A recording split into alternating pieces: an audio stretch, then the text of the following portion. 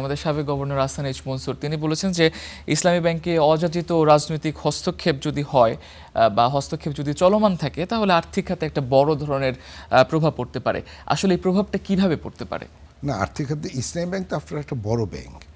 এখন ওই যেটাকে আমরা বলি আপনার ওই যে কী বলে আপনার মানে একটা ব্যাংক আপনার একটু খারাপ হয়ে গেলে এটা ডেফিনেটলি তখন সব ডিপোজিটারও ভয় পেয়ে যায়।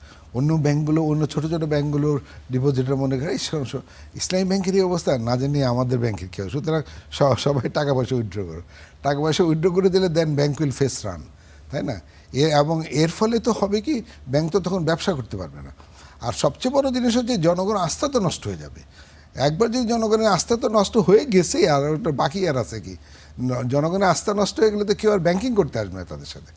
আর ইসলামী ব্যাংকগুলোর সম্বন্ধে কিন্তু আমরা প্রথম থেকে বলছি, ইসলামিক ব্যাংকগুলো সুস্থ ধারায় এদেরকে বাড়তে দেওয়া উচিত। এই ইসলামী ব্যাংকগুলো আমি দেখতাম যে একেবারে বাংলাদেশে ওদেরকে ফার্স্ট ব্যাংক হইতে হবে, সবচেয়ে বড় ব্যাংক হইতে হবে। কী দরকার তোমার? তুমি ইসলামিক শরিয়া ফলো করে তারপরে তুমি ইসলামিক ব্যাংকিং করো। এটা অন্য ব্যাংকের সাথে একে কম্পেয়ারও করার কোনো দরকার নেই। অন্য ব্যাংক তো ট্র্যাডিশনাল ব্যাংকার, তোমরা ইসলামী ব্যাংকিং, তাই না? তোমরা ইসলামিক শরিয়া ফলো করে ব্যাংকিং করবে। তোমার একেবারে ফার্স্ট ব্যাংক হইতে হবে। ফার্স্ট ব্যাংক করতে যে শরিয়াকে ভায়োলেট করে তারপরে ব্যাংকিং করা, এগুলোতে আমি করি। আমি অন্তত এটাকে আমি প্রেফারেন্স দিই না। আর সেকেন্ডলি আমি বলতেছি, ইসলামী ব্যাংকগুলো পরিচালনা করার জন্য কিন্তু বোর্ড ছাড়াও কিন্তু একটা শরিয়া বোর্ড আছে। এই শরিয়া বোর্ডের লোকজনদের কিন্তু ব্যাংকিং ট্রেনিং দেওয়া উচিত। They don't have any knowledge on financial market, তাই না? সুতরাং এই শরিয়া বোর্ডের লোকজনদের জন্য ফিট অ্যান্ড প্রপার টেস্ট করে দেওয়া হচ্ছে সেন্ট্রাল ব্যাংকের। তো সুতরাং এইগুলো করে দিয়ে তারপরে তাদেরকে একদম শরিয়া বেস ব্যাংকিং করতে হবে। তাদের পোর্টফোলিওর মধ্যে কোনো মুদারাবা নাই, মুশারাকা নাই, তাই না?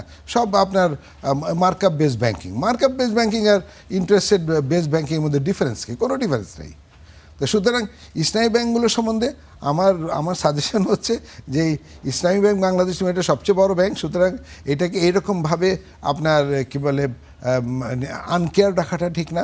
বোর্ড তাড়াতাড়ি গঠন করা উচিত এবং পুরাতন মালিকের কাছে আবার যদি ফেরত দিতে চায় তাহলে তো, কারণ বিদেশি মালিকও তো ছিল অনেক, সবাই তো চলে গেছে। সুতরাং ওইগুলো করা আমার মনে হয় অনেক সময় ব্যাপার। এটা করলে যার ফলে তাহলে ব্যাংকটার উপরই আপনার ইম্প্যাক্ট আসবে। ওই ব্যাংকের উপর ইম্প্যাক্ট আসলে তো পুরো বাংলাদেশ ব্যাংকিং সিস্টেমের উপর ইম্প্যাক্ট আসবে। সুতরাং এটা না করে তাড়াতাড়ি এই শেয়ারগুলো যদি এক্সিস্টিং কোনো মালিককে যদি দেখা যায় তার কোনো অবৈধ কাজকর্ম, তাহলে তার কাছ থেকে শেয়ারগুলো ফরফিট করে নিয়ে তারপরে এগুলো আপনার জেনারেল পাবলিকের কাছে বিক্রি করে দেন।